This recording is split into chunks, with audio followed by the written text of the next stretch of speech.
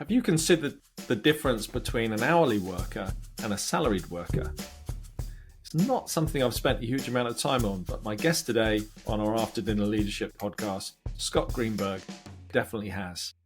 And his latest book helps those who are managing those who are on shift work and hourly work and think about that from a very different perspective than when you're leading somebody who is salaried. Scott is a successful entrepreneur, business owner, but he also is a keynote speaker and an author, clearly, someone who inspires people to manage and elevate their leadership. Really pleased to be able to speak with him. And we also, as usual, delved into a little bit of his leadership journey.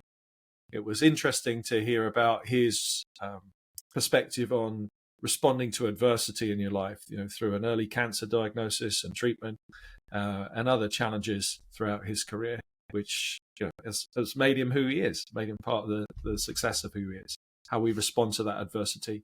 And also thinking about when you're leading others, the difference between their hard needs and their soft needs. And we explore that topic. Take a listen. I'm sure there's a lot that you can take away. And please, as usual, look to share this and like the episode so that more people get to enjoy and to be inspired by our guests. Thank you very much and enjoy the show. Welcome, Scott, to the After Dinner Leadership Podcast. It's great to have you with us. I'm so glad to be here. And Scott, where are you dialing in from today? Los Angeles, California, here in the U.S. Beautiful. Well, I'm very jealous of the weather you're experiencing, I'm sure. We love to have people from all over the planet, and grateful to have you with us today. One of the things that we have as a tradition that's long-standing on the show is to ask a series of quick-fire questions of our guests, just to get to know them in a slightly different way. 1 minute, short, sharp answers. Are you ready for that? I am ready. What I heard from you was a warning, don't babble on, Scott. So I'll do my best to honor that. Exactly right. Well done. Okay, here we go. 1 minute. Name. Scott Greenburg. Organization. Amber Green Inc. Place you most want to travel to. Egypt. What trait do you value most in others? Courage. What's your go-to karaoke song? Oh, Like a Rolling Stone. How do you stay motivated? I look at my depleting bank account. What's your favorite movie to watch? Favorite movie, Cinema Paradiso. And which is your favorite state you have visited? My favorite what? State. State? Yes. Oh, New York. Okay. And what advice would you give to your 20-year-old self? Sorry, time's out. Did you say the advice I'd give to myself? What advice would you give to your 20-year-old self? Don't wait for the perfect conditions to push on. Nice. Okay. Oh, there's plenty to get our teeth into there. Well, let's start with... That was really stressful, I have to say. Welcome to my dinner party. Yeah, I don't know that half those answers are actually true. It's just what came to mind. So, well, I'll take them. Okay, Egypt. What is it about Egypt? Have you been, or is that where you'd most like to go to right now? It's where I would most likely to go to. It just seems exotic. I'm really into all things old, and I just want to get there. Yeah. So great. I did some business in Cairo a few times several years ago, but I've never been there as a tourist. I've never been there as a holiday. Yeah. Years ago, I was dating someone and she was house sitting for a celebrity. And so we were in the house and there was a photo of this celebrity and his wife with the pyramids in the background. And to me, it just seems so cool and exotic. And so that's where the seed was planted. Yeah, I guess. That's great. Cinema Paradiso. I've never seen it. What is it about that movie that draws you in? It's about a little boy who grows up in a small town in Sicily and is just fascinated with everything related to the cinema. And so it's all about his, sort of a coming of age story, and he goes on to become this, great filmmaker and everything. But it's just a beautiful, beautiful story. I think it might have even won the Oscar at the time for best foreign Yeah. language film, and it made me want to go to film school back in college. Oh, brilliant. Brilliant. And I love this advice that you give yourself. Don't wait for the perfect conditions. What's the basis for that advice to your 20-year-old self? What's the I backstory? think my 20-year-old self wanted to wait until I felt comfortable to take that risk, whether it's to ask for the raise, pursue the opportunity, ask for the telephone number, wanting to wait for the perfect conditions, the perfect emotions, the perfect words. And that doesn't come typically.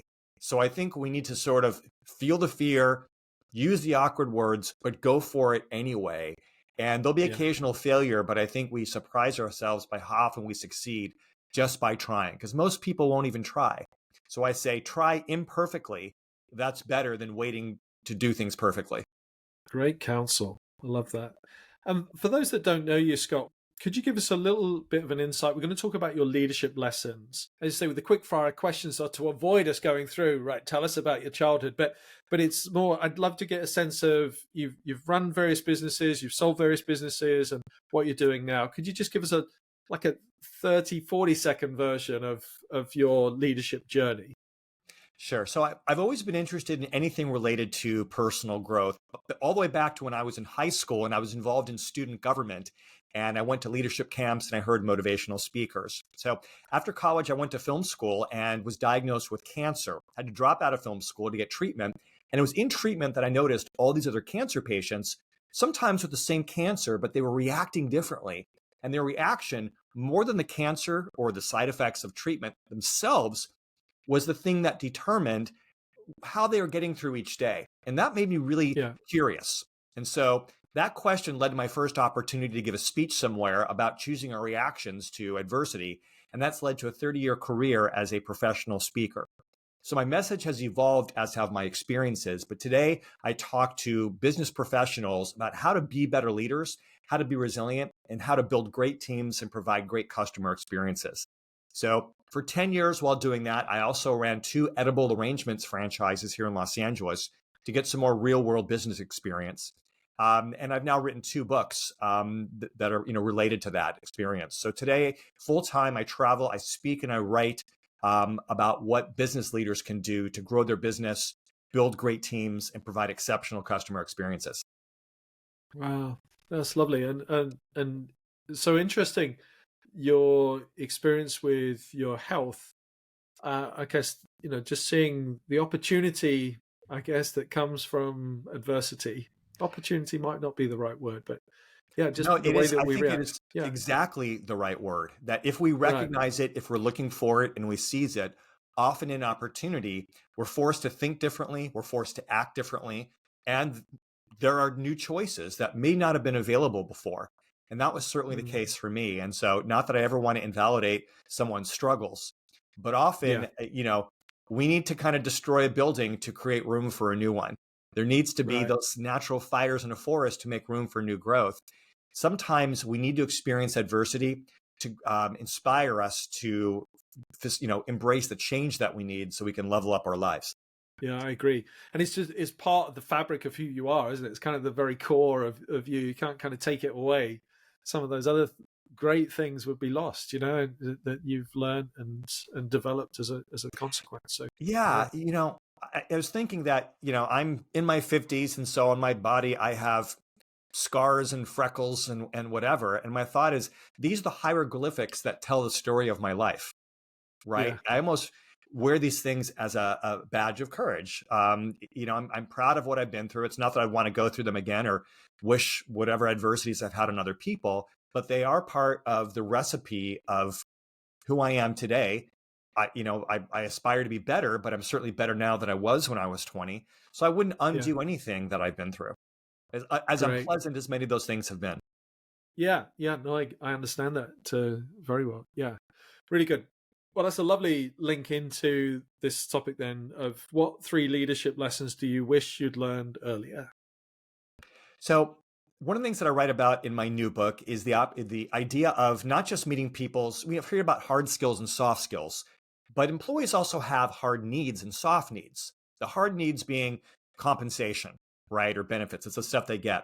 But employees also have soft needs, the emotional desires, the things that make work inspiring, that create a sense of connection.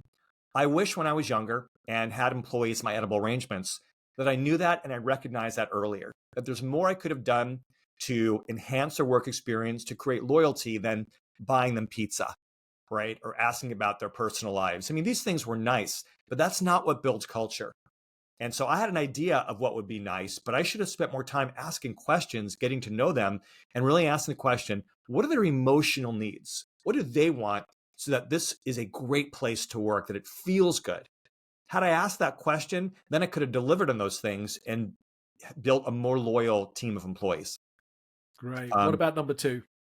Oh, that's right. You want 3. Okay. Yeah. You give me these time limits, and then you demand all this content. Okay, so the second one is that I want to be more deliberate about building culture. I thought culture meant just being nice to people. That's not what culture is. The military has incredible loyalty, and it's not because the drill sergeants are buying their people pizza, right? Yeah. Instead, what great cultures do is they establish what are known as cultural norms, ways of doing things, understanding. So it's a similar focus, agreeing on a similar purpose. And then having rituals that support that purpose, ways of doing things. So here's how we greet each other. Here's how we resolve conflict. Here in our workplace, we don't gossip. Like sort of setting rules and agreements that if everybody adheres to that, it makes it a really great group of people to be a part of. So being very deliberate about establishing those social dynamics, as deliberate as we were about everything operational. So I would have set up those systems, those agreements earlier, had I known what I know today. I think the third thing that I learned that I wish I would have done differently is solicited more feedback about myself as a leader. To have the courage to survey my employees anonymously, to ask them one-on-one, what can I do to be more effective for you? To ask that question, you have to put your ego aside, and you have to be willing to accept some constructive criticism. But when you're a leader, especially in my case where I was the owner of the business, there might not be anybody who's giving you feedback. Your employees feedback, helping them grow, but who's facilitating my personal and professional growth? And no one knows better than my team members how effective I am. It's not that I need to believe or agree with everything they say, but at least if I understand their perceptions, then I can, if I have humility, ask, okay, so what can I do to be more effective for them? I wish I would have solicited more feedback earlier on. Great. Well, 3 really good points there. So just play those back to you. So we've got this first one around really understanding the importance of the emotional needs of our teams. So this hard needs, soft needs, and really tuning into the soft needs by asking good questions, understanding what they need to have a fulfilling experience at work. The second is deliberately building culture around norms and rituals, I think. And then the third, you've talked about soliciting more feedback about you as a leader, as an individual leader. Is that the essence of the 3 points? Yeah. Something? And thank you for reinforcing the idea that I didn't do these things early on. It just makes me feel terrible. So thanks a lot. Great. Again, I think this is like, it's life, isn't it? That we're not going to be perfect. You're gonna learn some things along the way, and And here's the thing: some hard knocks. Why would I have known those things earlier on? That's the problem with so much leadership management is most people get into it without the education, without the experience, and most of the time without formal training. One of the statistics I share in the new book is that the average person who gets into a leadership position, starts managing people, does that work for 10 years before ever getting any kind of formal leadership or management training. And that included me with those businesses, right? And so why would you know this stuff? And so most of us have to learn by making the mistakes and by kind of struggling through. And hopefully we do learn and, are humble enough to embrace those ideas. Yeah. And I mean, it's something you mentioned to me earlier before we come onto the air here, but most of us have had experience of being managed by somebody not very well. And I think the phrase you used was passing on mediocrity. Could you just talk a little bit more about that? I mean, it's in the same ballpark as what we're talking there. Sure. What have you come to understand in that area? In most work environments, people are promoted to their first management position because of their competence as an employee. So if it's a pizza restaurant, if I work there for a couple of years and I know the cleaning procedures and the safety protocols and good customer service, and I can make a good pie, and I prove that I'm reliable, then there's a good chance the owner will say, hey, you know what? We need an assistant manager. Congratulations, that's you. Here's a key. Now, they might teach me about how to then set a schedule for employees. They might teach me about how to do payroll, but it's unlikely I'm going to be taught how to manage. The assumption is because I was a good, reliable employee that I'll automatically be a good manager. But management is a completely different skill set. It's about problem solving, engaging and inspiring employees, understanding what a good employee is in the hiring process. I mean, there's so much more to it, but very few work environments pass on that kind of training. They're focused on everything operational, but not necessarily focused on the people side. So the only leadership training I'm going to get is, I lead by how I was led, by the bosses who I'd had. That's the only management I've ever seen. And so I will then pass that on. And if those bosses weren't great, I'm probably going to replicate what it is that they do. So most people aren't getting better at it. Everyone's focused on the delivery of products and services, but they're not focused on what it takes to elevate other people. Yeah, I get that. And one of the things that's triggering in my mind here is, if you've had a bad experience being managed by somebody that wasn't particularly good, and they may not have been terrible, but, I'm sure that many of us have had those stories too. Even with that experience, it doesn't always either motivate or help the person to manage others in any different way. There's still maybe even carry on over some of that managerial malpractice into their own management style, even though they've been on the receiving end and know how detrimental it was to them. They continue to convey it. I just hope you haven't got any thoughts as to what's going on there, kind of cognitive dissonance around that. I don't know. Yeah. Well, it's a joke as you become adult and people are like, oh my God, I'm becoming my dad, right? Take on some of this behavior, even, unintentionally. So there's that. Yeah. But sometimes it's the opposite. That maybe you've had, one or two terrible bosses. And so you say, you know what, someday if I become an employer, I'm going to be a great boss. And so you do the opposite, which often might mean being too nice, always wanting to people please your employees. And Sure. just, kindness and generosity, but not necessarily the occasional toughness that you need. Yes. Right. And also, most people tend to be either very results oriented, get the job done, hit your numbers, or very people oriented. Let's be nice and let's create culture. And so one of the studies that I quote in my book looked at those kinds of managers and those who employees, those that employees identified as results oriented, not people oriented. Only 9% of that group was considered among the top 10% of all managers. Well, then looked at the opposite. Managers who employees described as not very results oriented, but really people oriented. Only 8% of that group of very kind, loving people made it into the top 10%. But when they looked at managers who were both results-oriented and people-oriented, 82% of that group were considered among the top 10%.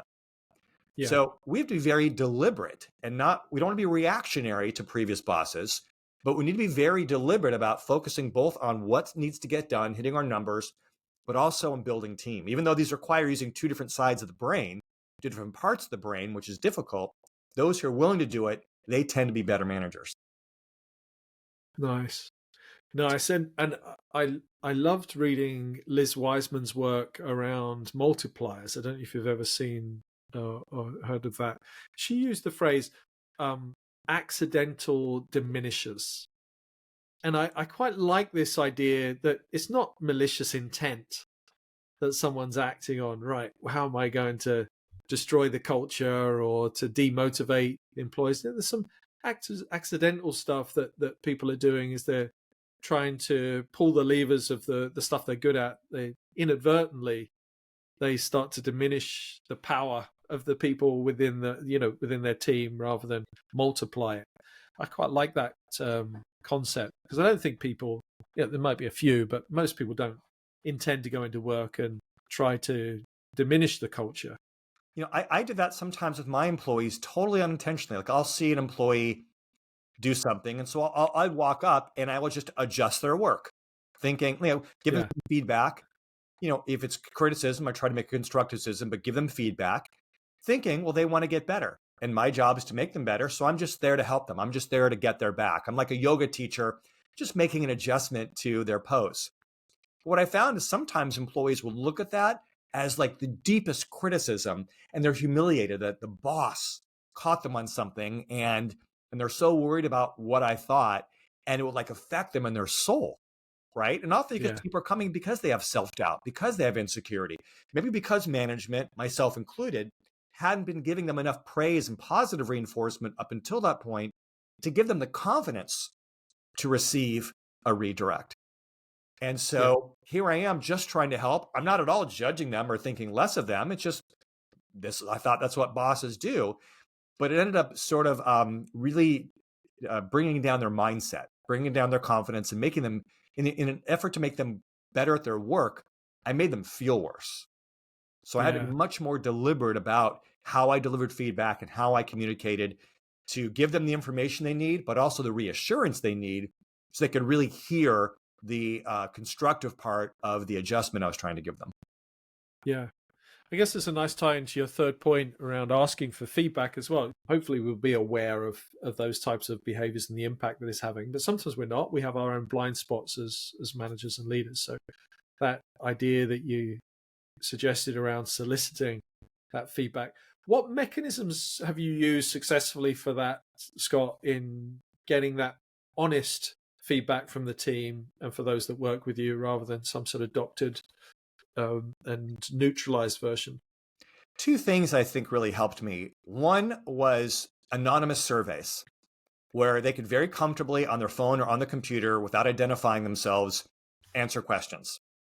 Yeah. And then within that, I would use a combination of open-ended questions where they would just type answers and provide information, but then also some multiple choice or yes or no on a scale of 1 to 10 type answers, so I could quantify how I was doing so that I could then aspire for something better and then remeasure it.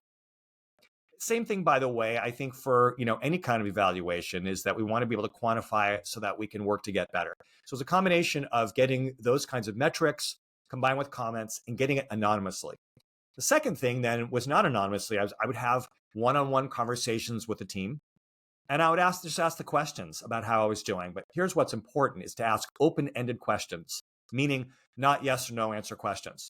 Hey, am I doing a good job for you? Do I make you feel bad? I mean, because it's easy for them to say yes or no, and they're worried about what you think and how their answer will be perceived. That even though the question is about me, they're still thinking that the question is going to be about them. And when they're talking to me, they're going to be careful about their answer.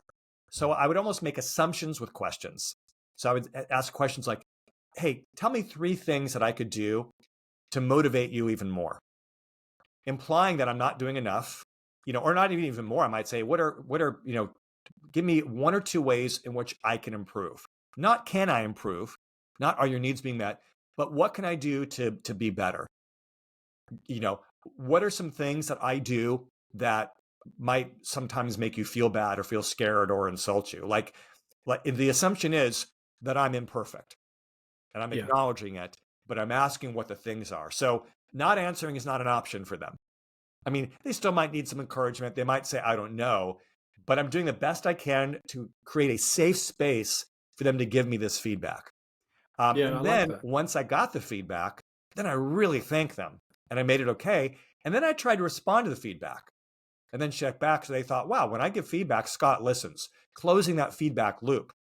I think that's important anytime we ask our employees, in a survey or anything, that when we're soliciting information, ideas from them, they need to see that that meant something. And so I tried to reinforce positively any feedback they gave me so they would keep it coming. Got it. Really helpful advice there. Maybe it's a great opportunity to ask you then, what could I do even better as a host for you, Scott? Oh gosh, I'm afraid to answer that question. You've just been perfect. No, you really have been great. And maybe if I were to think about it, I could make some suggestions. But I'm really enjoying myself. Maybe we should ask the listeners. But Yes, honestly, that's I a good think if you idea. keep doing this for all your guests, and certainly if you ever have me back, you're going to continue to have great conversations. That's very kind. I appreciate the affirmation there.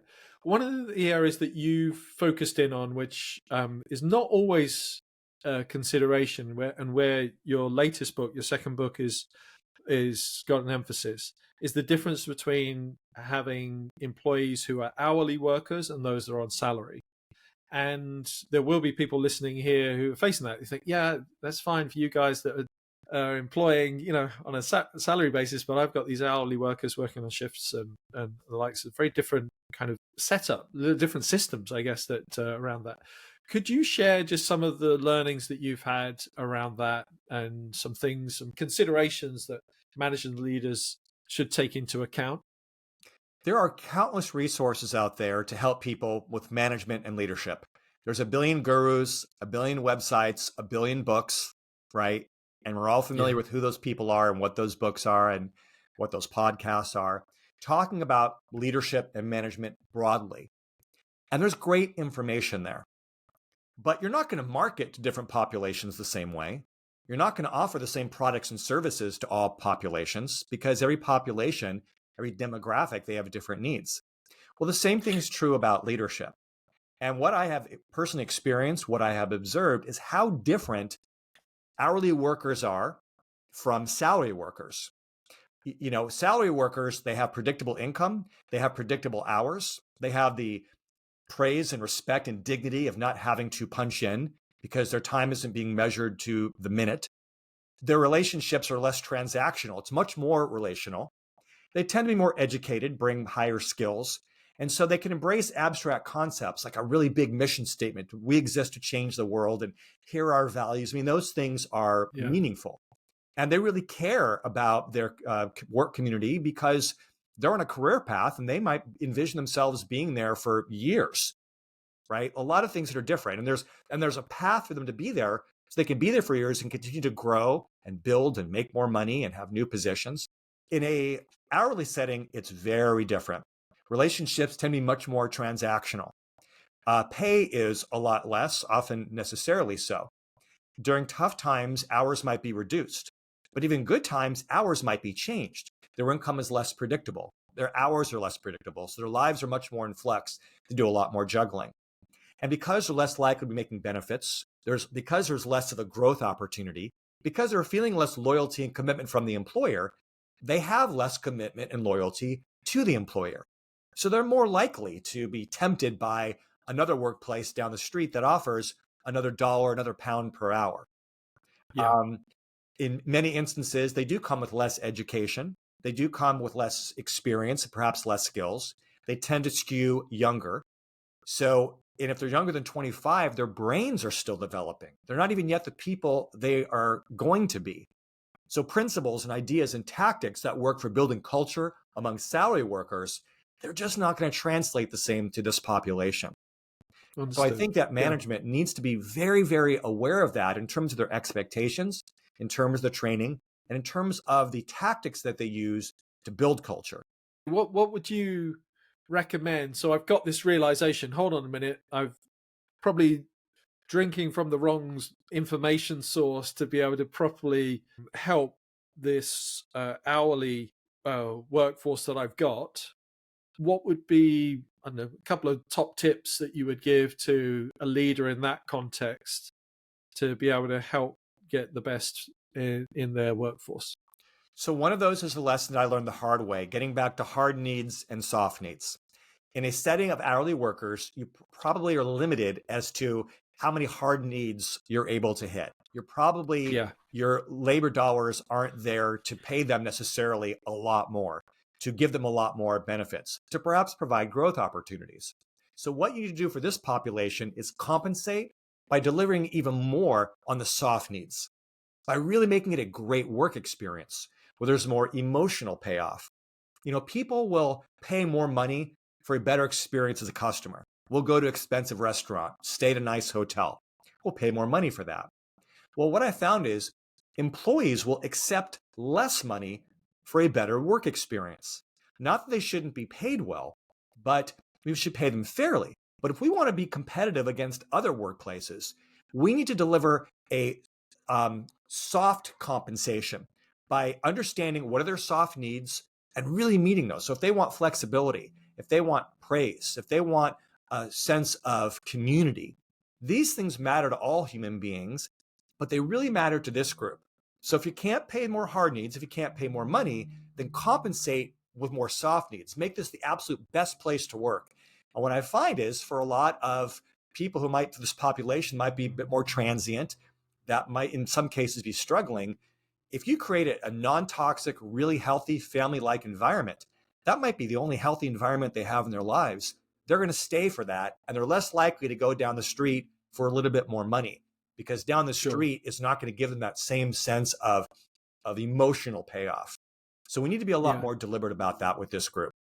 Yeah, I think that's really helpful. I'm just reflecting. I mean, some of this is making a judgment in, some of the encounters I've had just in the last couple of weeks in, for example, restaurants that I've been eating in where the staff, I'm assuming they weren't salaried staff, but just the different quality of encounter that those serving the tables had with me in two different restaurants. One was not high end, but a little bit more expensive, but actually the service was pretty average. And the one that wasn't so expensive, it was a pizza, like an Italian restaurant, but the lady serving, I was with my wife, was just outstanding. The efficiency and just the way that she responding to our needs and everything was just brilliant.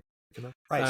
So part of that is, again, I think the meaning of soft needs, but another approach is being much more deliberate about culture. What are the cultural norms here of our restaurant, of our business, and really creating a culture that is functional, where people are getting each other's backs, where people, it's not just a values list on a poster on the wall that everyone ignores, but there's constant discussion of those values and agreements of behaviors, do's and don'ts that correspond to each value. So those employees can be held accountable to that value and ultimately to the culture. So there's constant discussion about that. And employees like that because they can feel it's a better place to work. And that leads to a better customer experience. Happy employees, the employees are feeling it, but then that gets extended to the customers. Well, that triggers a thought and a memory actually from this restaurant that was particularly good, or the lady that was serving us. I heard her say to two other tables nearby, when they went to tip her, she said, "Oh, that's going to go in the like community pot with the kitchen staff as well as the waiting staff." And whether that was true or not, I heard her say it twice. I think it was true, but basically saying we're all working on this. There's some people behind the scenes that you haven't seen that have provided a good meal for you. They also get the benefits of the tip. And I don't recall hearing people say that out loud before. Maybe it has.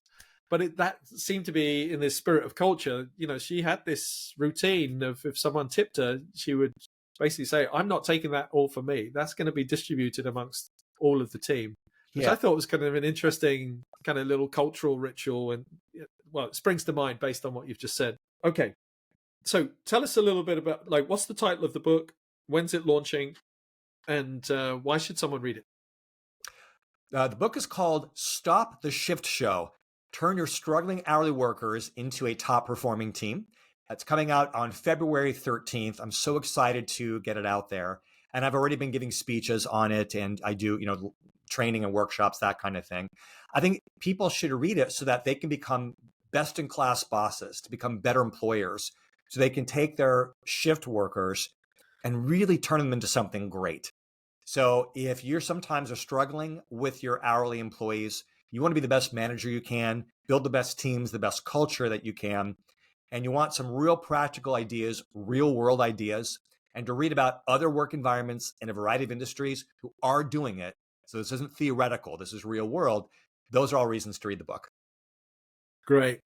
It's compelling. It's compelling, Scott. It's good. I hope so. It's genuinely, I find this is not a topic that I've talked to anyone else about before. So I think you found something, an area in the market that I'm not sure I've read anything on or spoke to anybody about specifically. So I wish you the best of success in helping managers in that area, because it's a different dynamic.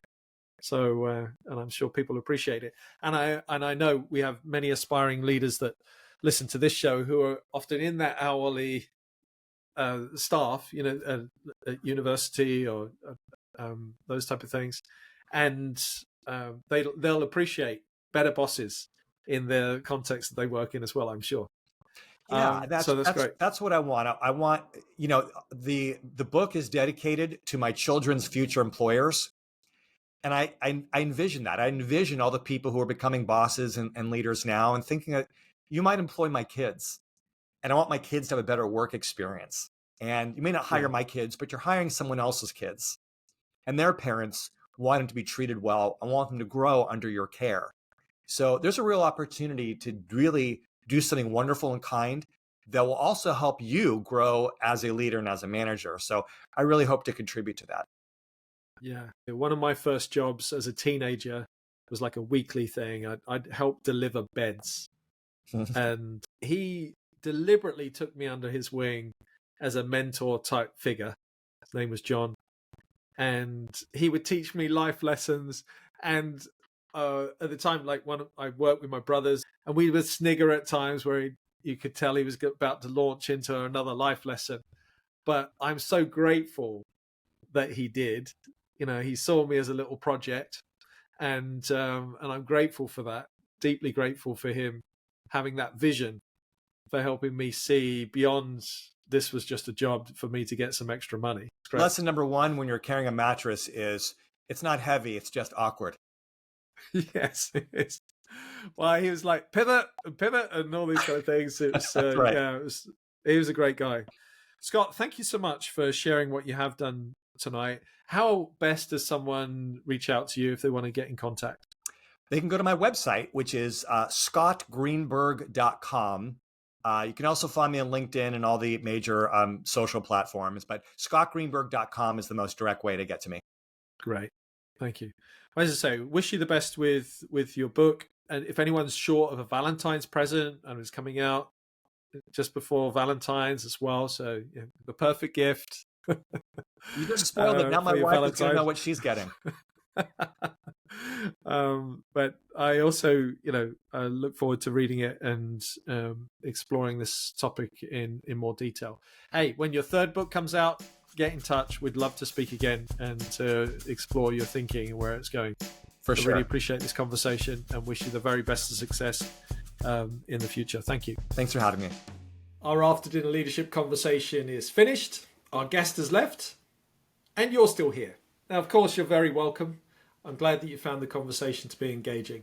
There's a few things that I'd like to ask you to do before you do leave.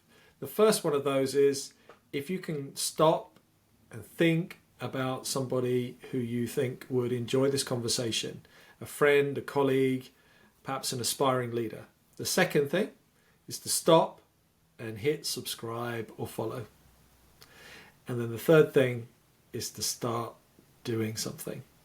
Perhaps there's a little idea or a concept that we've been discussing today that you think you could apply even a little bit tomorrow, tonight, and to put it into action. I encourage you to use this as a catalyst to do something different, do something more interesting, do something more exciting. And thank you so much for joining us. And please tune in again for another after dinner leadership conversation. You can leave now. I need to go and do the dishes.